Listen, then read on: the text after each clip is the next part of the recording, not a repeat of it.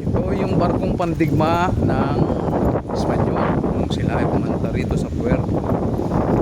At yung puerto ay salitang Espanyol, Puerto Galera. Ayan, ay Puerto Port.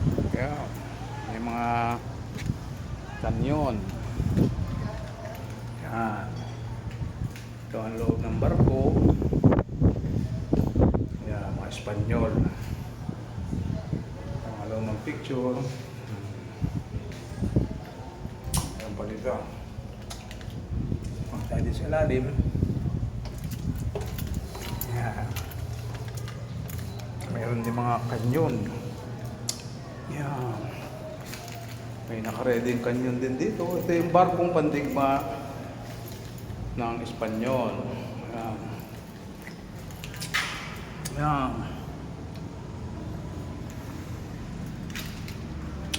Maraming mga kanyon. Ayan.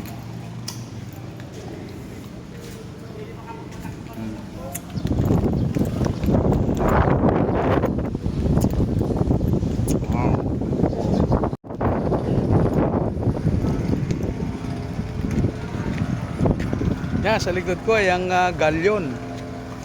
Yan. Spaniard galyon. Ayan. Ganda, no?